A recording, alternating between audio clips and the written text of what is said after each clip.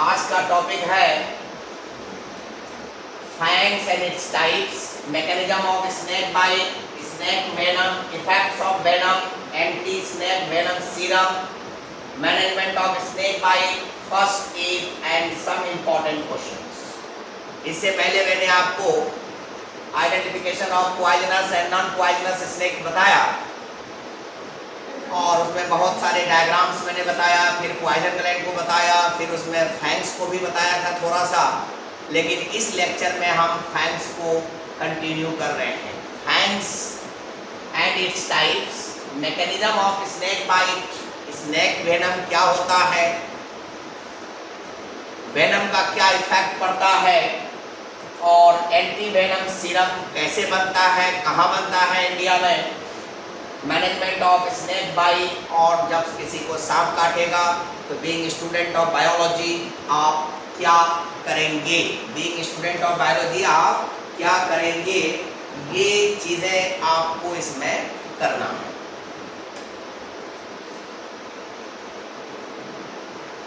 और ये एक वीडियो है,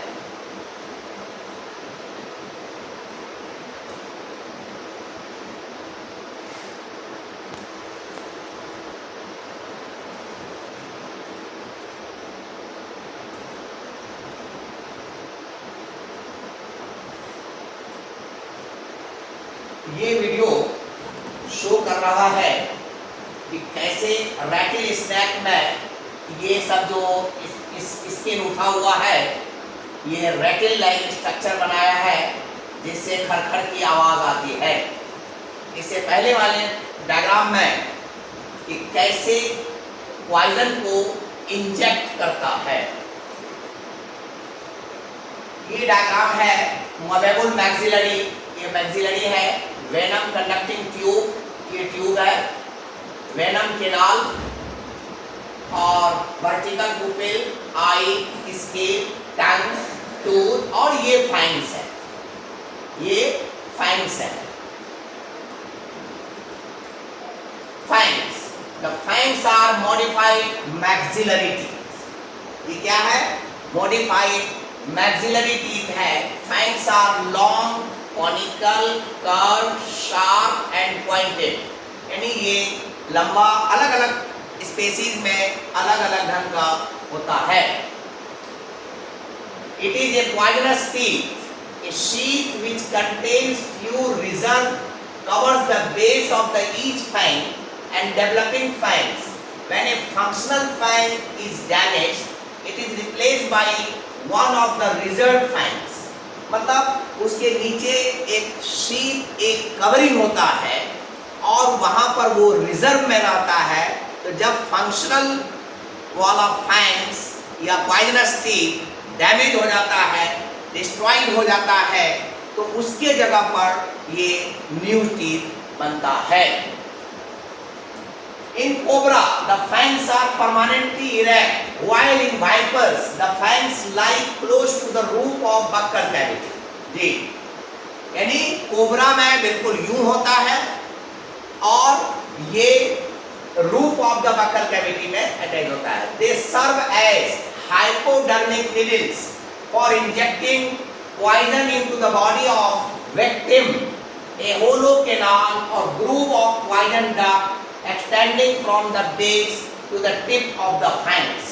मतलब कि ये हाइपोडर्मिक, यानी जब ये यूं मारता है जैसा कि वहां पर दिखाया गया पहला डायग्राम में, तो ये हमारे डर्म को छेदा करता है, इसीलिए इसको हाइपोडर्मिक कहते हैं।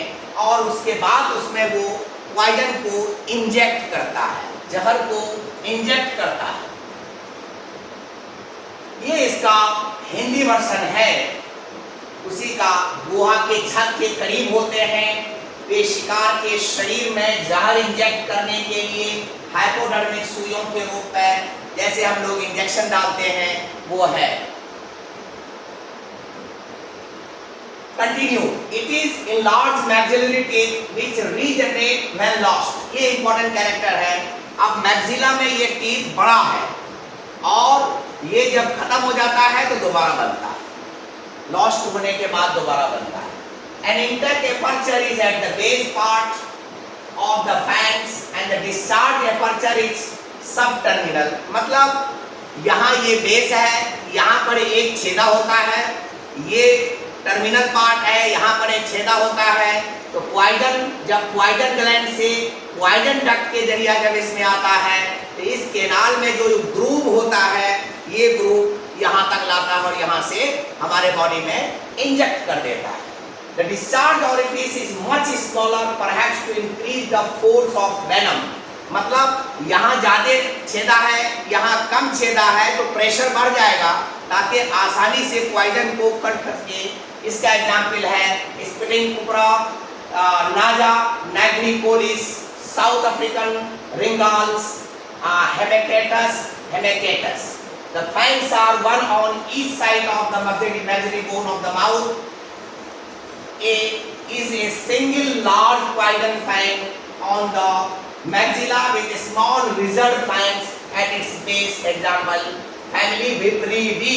Vipridae यानी जो वाइपर जिस फैमिली में आता है तो उसमें एक सिंगल फैंग होता है, लेकिन कोबरा में उस सब में दोनों तरफ इधर भी इस तरह से होता है।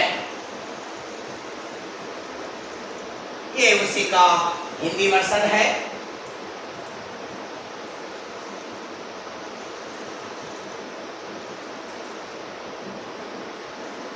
टाइप्स ऑफ फैंग्स, 3 टाइप हमने यहाँ पर लिया है, सोलेनोग्लाइफस, प्रोटेरोग्लाइफस एंड ओपिस्थोग्लाइफस। तो the fang is with a hollow canal lined with enamel that runs from base to the tip. Such fangs are movable. ये इसकी दो ही कैरेक्टर है, जो बेस से टिप तक जाता है, मूवेबल होता है। एग्जाम्पल है vipers and rattlesnakes. Proteroglyphs, these fangs are solid with a groove along their anterior surface. It passes from base to the tip. Such type of fangs is small and permanently erect. Example, cobra and crabs. यहाँ पर diagram है, ये ओपिस्थोग्लाइफस है और ये सोलेनोग्लाइफस है और ये टेरोग्लाइफस है। ये देखिए ये फैंग है, यहाँ बेस में टिप है और ये बेस में टिप है और ये सोलेनोग्लाइफस का ये डायग्राम है।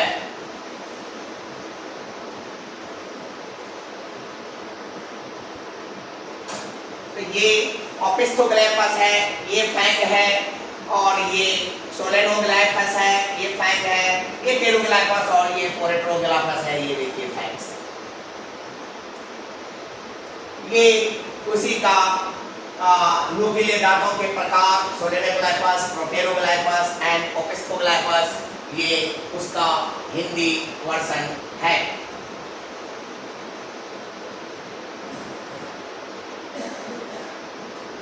Opisthoglyphus, these fangs are solid with a groove for poison present on their posterior surface. The groove passes from base to the tip. Example, colubrid snakes. तो ये बेस पर है। अब मसल्स, पॉइजन बाइटिंग के लिए कौन कौन सा मसल्स इंजेक्ट है? Muscles associated with poison apparatus and biting mechanism और digastric muscles, sphenopterygoid muscles and anteromiddle and posterior temporal muscles. It helps in opening the mouth. Mouth को खोलने में मदद करता है and its contraction pulls the pterygoid forward. यहाँ वाली हड्डी को आगे की तरफ करता है and its contraction closes the mouth and presses the body of poison gland. यानी बंद हो गया और poison gland को यूं प्रेस किया। ये उसी का हिंदी वर्जन है।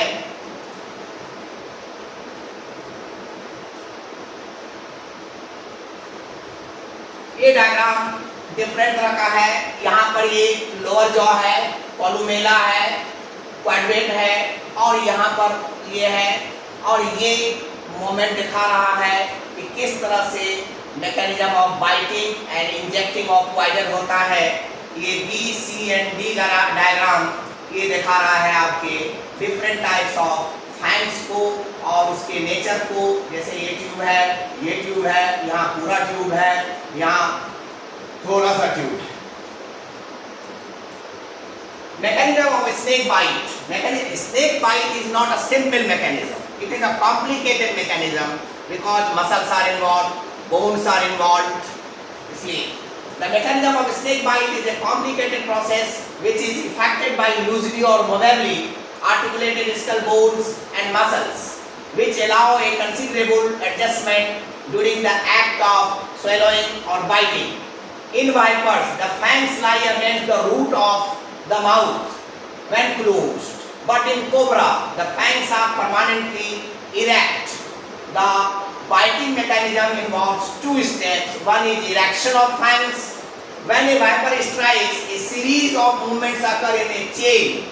The digastric muscles, which connect the squamosal with the lower jaw, contracts, resulting in downward movement of the lower jaw, so that mouth opens. The quadrant is pushed forward.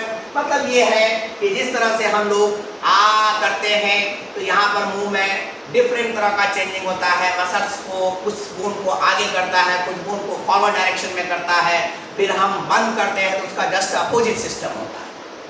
ये वही चीज indicate कर रहा है। ये देखिए, ये बाइटिंग मार्क है, इन्हें बाइट किया है, यहाँ पर बाइट किया है, और ये देखिए बाइटिंग किया है। इसको भी पहचान करके हम पॉइजनस एंड अनपॉइजनस स्नेक को पहचान सकते हैं।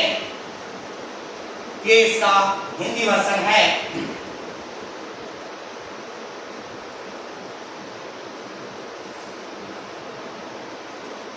ये morphology of A venomous snake है। किस तरह से ये फैंग है, ये टूथ है, ग्लॉटिस है, फॉर्क है, और ये पॉइजन ग्लैंड को दिखा रहा है कैसे यहाँ पर पॉइजन ग्लैंड से ये पॉइजन इसमें जाता है। The upward movement of the ectopterygoid rotates the maxilla at an angle of 90 degree at the hinge joint with lacrimal. As a result, the fangs become vertically erect and in the most effective position to the strike.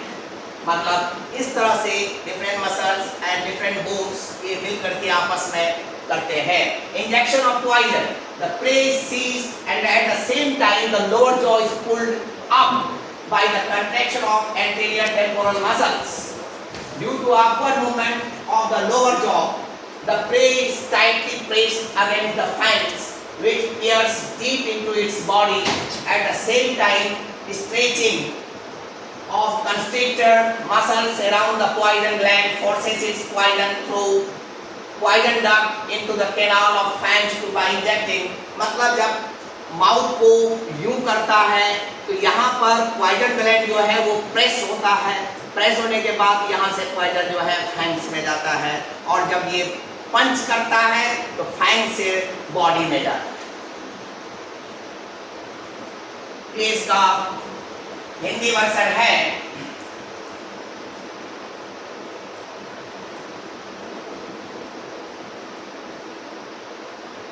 Snake venom.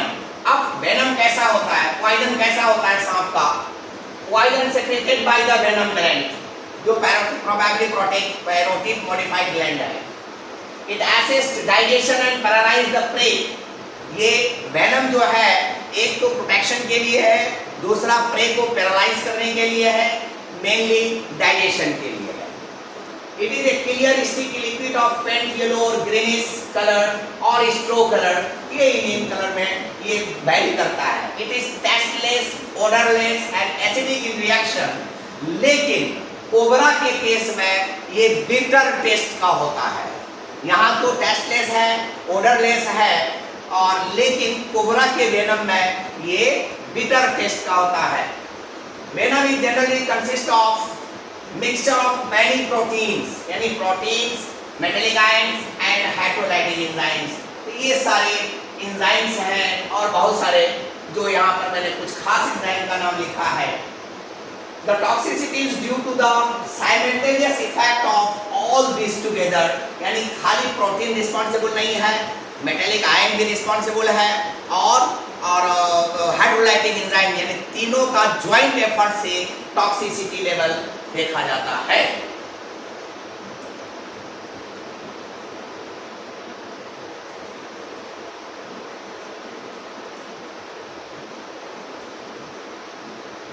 Face transparent yellow and slightly viscous, example cobra. यानी cobra के case में ये viscous होता है। The viscosity varies according to the season. Winter season में ये सबसे ज्यादा थिक होता है, thicker in winter season. PH cobra में 6.6 और रसेल वाइपर में ये 5.8 होता है, यानी वैरी करता है। Venom is same time white and sometimes yellow, example vipers venom. The venom can be dried as crystals and dried venom is easily soluble in water. इनमें इसको क्रिस्टल फॉर्म में भी तैयार किया जा सकता है। Neurotoxin is the main protein factor having more than 17 amino acids. यानी ये न्यूरोटॉक्सिन जो है, जो नर्वस सिस्टम को अफेक्ट करता है, ये more than 70 amino acid का बना होता है, जो कोबरा इसका एग्जाम्पल है।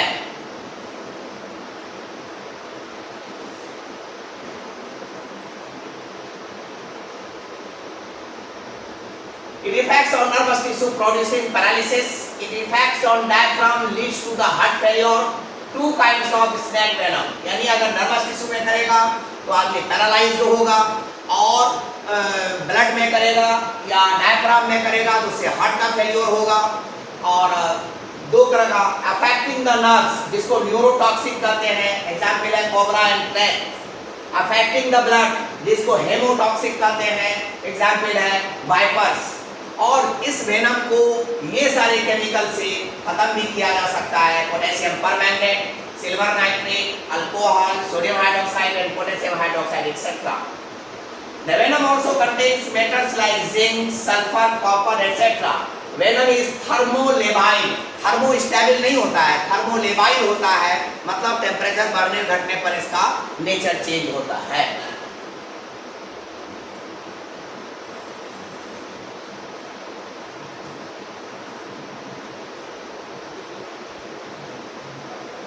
Effects of venom.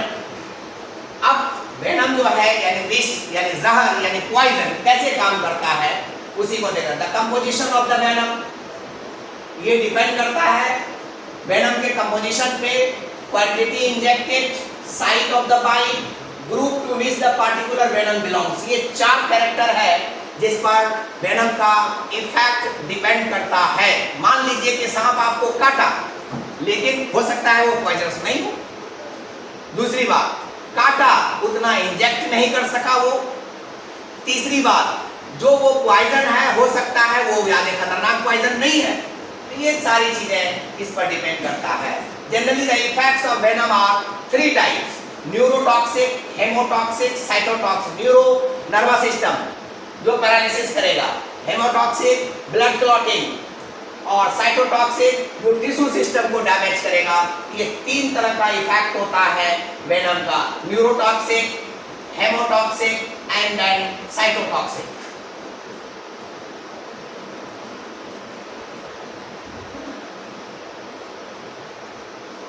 Almost all neurotoxins prevent the transmission of stimuli from nerves to muscles leading to paralysis. यानी जो भी मैसेज हमारा नर्व से मसल्स में जाता है, तब मसल्स कॉन्ट्रैक्ट करता है या रिलैक्स करता है। तो अगर यहाँ से मैसेज जाना ही बंद हो जाएगा मसल्स में, तो मसल कॉन्ट्रैक्शन नहीं करेगा, रिलैक्सेशन नहीं करेगा, जिसकी वजह से पैरालिसिस हो जाएगा। तो जितने भी न्यूरोटॉक्सिन है वो ज़्यादातर इसी तरह से काम करता है। Hemotoxic venom causes destruction of the RBC capillaries leading to the leakage of blood from damaged vessels into internal organs and body cavity. मतलब आरबीसी को डैमेज करेगा और लीक करेगा, पाइप से बाहर निकलेगा और वो कैविटी में आ जाएगा। The cytotoxic venom shows general cell damage properly, चूंकि साइटो वर्ड लिखा हुआ है इसका मतलब ये सेल को डैमेज करता है। They also cause an irreversible change in the electric potential of cell membranes of nerve cells and repress its sensitivity। यानी अब ये लंबी कहानी है। इलेक्ट्रोकेमिकल ग्रेडियंट जो नर्व ट्रांसमिशन में होता है वहाँ पर the venom also causes muscular and renal necrosis and destruction of the capillary wall।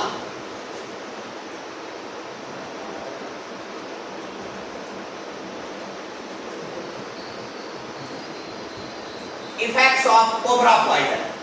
अब कोबरा सांप अगर काटेगा तो उसका क्या क्या इफेक्ट होगा? इफेक्ट आपको हाफ एन आवर यानी आधे घंटे में दिखाई देगा। क्या क्या होगा? गिडीनेस, बेचैनी, high pulse rate, blood pressure बढ़ जाएगा, बहुत तेज सैलिवेशन होगा, पसीना निकलेगा, partial paralysis of tongue and larynx, गला और मुंह में ऐंठन होगा टंग में, vomiting and contraction of pupil, the eyes remain sensitive to light, the consciousness remains undisturbed, respiration is shallow which ultimately seizures and death follow। यानी ये सारी बातें होंगी कि आपका ज़्यादा पसीना आएगा, ब्लड प्रेशर बढ़ जाएगा और आपको परेशानी हो जाएगी और क्या कहते हैं कि आँख खुले रहेगा और क्या कहते हैं कि सांस कमी हो जाएगी और धीरे धीरे आपको मौत का घाट उतार देगा। ये एक इम्पॉर्टेंट पॉइंट है। Cobra venom is a neurotoxic type. ये इम्पॉर्टेंट क्वेश्चन है किसी भी कॉम्पिटिटिव टेस्ट के लिए। ये हिंदी मीडियम है। Effects of hyperpoison. The effects are observed within a quarter of an hour। यहाँ तो 15 मिनट में ही कहानी आपको दिखाई देने लगेगा कि अगर ये काटा है तो 15 मिनट के अंदर ही आपको परेशानी शुरू हो जाएगी। Symptoms: swelling of the wounded region, जिस जगह काटा है वहाँ फूल जाएगा। Discoloration due to extravasation, acute burning pain, जलन, बहुत तेज दर्द होगा, कलर चेंज हो जाएगा, प्यूपिल फैल जाएगा, आँख खुले के खुले, हाई पल्स रेट होगा, वॉमिटिंग होगा और रेक्टम से बढ़िया चीज निकलेगा। Eye loses sensitivity to light and consciousness is affected. वहाँ कॉन्शियसनेस अफेक्टेड नहीं हुआ था। Becomes extensive swelling spreads and death occurs. Viper venom is haemotoxic. ये ब्लड को करता है। ये इसी का हिंदी मीडियम है। Effects of krait poison. जब आप क्रेट सांप आपको काटेगा तो क्या क्या होगा? Kraits are highly poisonous but the absence of local pain, swelling, oozing और bleeding raised out of krait bite in the first hour. यानी चूंकि इसमें जख्म भी बहुत कम होता है और क्या कहते हैं कि वहाँ पर पेन भी नहीं होता है, सूजन नहीं होता है, उससे कोई फ्लूइड नहीं निकलता है, इसलिए पहचानना मुश्किल पड़ता है। एक पहला आवर में even fine marks do not reveal any visible spot. Symptoms are very much similar with the signs of neurotoxicity of cobras. The first sign of neurotoxicity is ptosis. The other signs is severe abdominal pain, drooping, dribbling of saliva, cyanosis and respiratory failure. The crate venom acts both as a neurotoxin and a hemotoxin। ये एक competitive question है। वहाँ neurotoxic था, वो haemotoxic था, ये दोनों है। The cause of death of asphyxia through paralysis of the respiratory center। जब रेस्पिरेटरी सेंटर में रुकावट आ जाएगी तो वो कंट्रोल नहीं कर पाएगा, तो सांस लेने में दिक्कत होगी, तो इससे डेथ हो जाएगा। ये इसका हिंदी पोर्शन है। एंटी स्नेक वेनम सीरम, यानी सांप को मारने वाला, सांप के जहर को काट करने वाला, तो दो जगह हमारे यहाँ इंडिया में बनता है। The Hopkin institute Mumbai, the central research institute Kasauli Himachal Pradesh. Hopkin में क्या करते हैं कि कोबरा, क्रेट, रसल वाइपर्स, ये सारे के जहर को हॉर्स में देते हैं। जब वो फुल्ली इम्यूनाइज हो जाता है तब उससे सीरम ले लेते हैं। इस तरह से उसको बनाते हैं। Antivenom of banded krait, king cobra and sea snake is not produced in India. ये हमारे इंडिया में नहीं पाया जाता है, बनाया जा सकता है, इसीलिए इसको हम लेते हैं कहाँ से? कोबरा इज फ्रॉम किंग सौभाग्य इंस्टीट्यूट, बैंकॉक, थाईलैंड से हम हासिल करते हैं। ये आपको थोड़ा सा हॉपकिन इंस्टीट्यूट का बिल्डिंग है, अपने देश में है तो देखना जरूरी है। ये इसका हिंदी वर्जन है।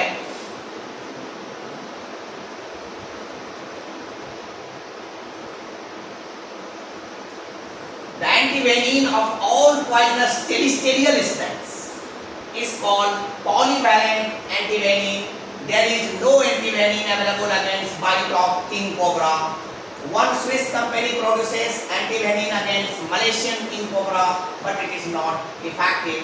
यानी जितने भी पॉइजनस और टेरिस्टेरियल स्नेक है उसका जो टोटल एंटीवेनिन यानी एंटीसीरम यानी वेनम को मारने वाली दवाई जो बनती है वो सब क्या होता है, पॉलीवैलेंट एंटीवेनिन कहलाता है। ये इसका हिंदी वर्जन है।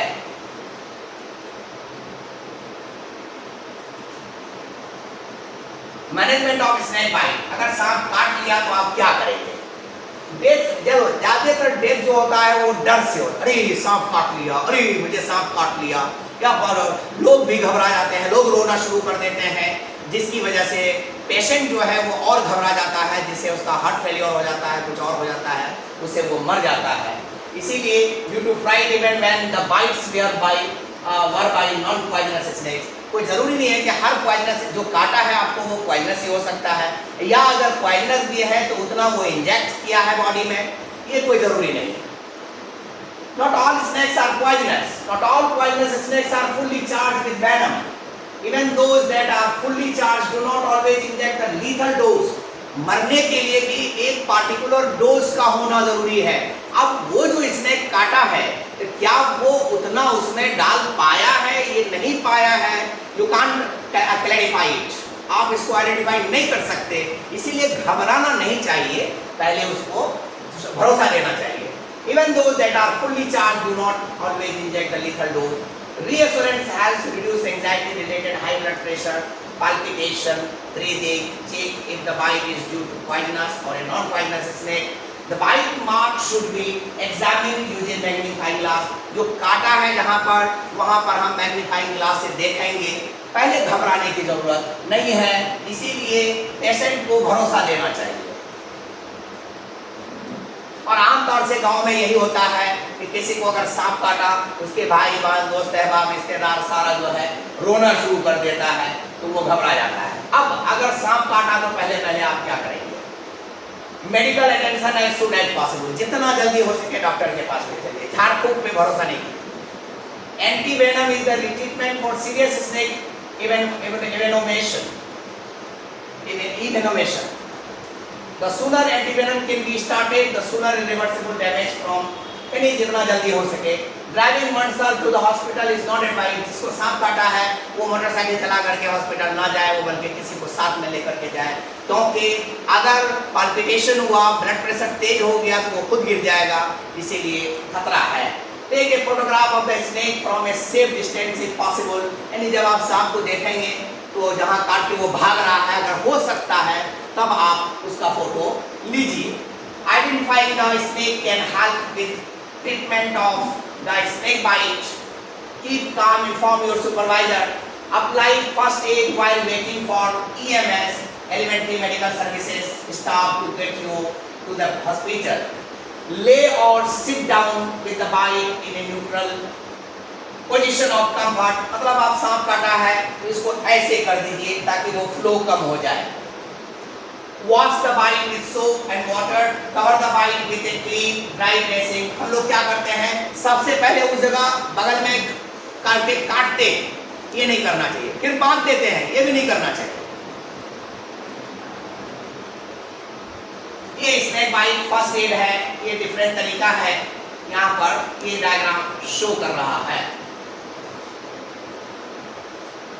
ये इसका हिंदी वर्जन है।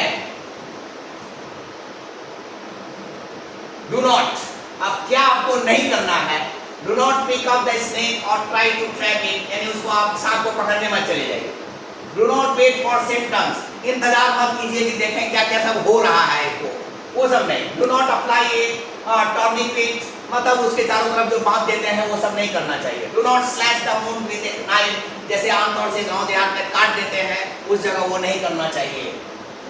Do not drink alcohol as a pain killer, और ये do not apply electric shock और folk therapies.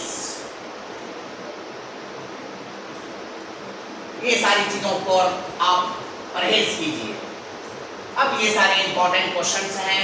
How poisonous snakes are identified, describe the types of fangs in poisonous snake with suitable examples. ये 8-10 questions है और बारी बारी से ये क्वेश्चंस आ सकता है। ये इसका हिंदी पार्ट है।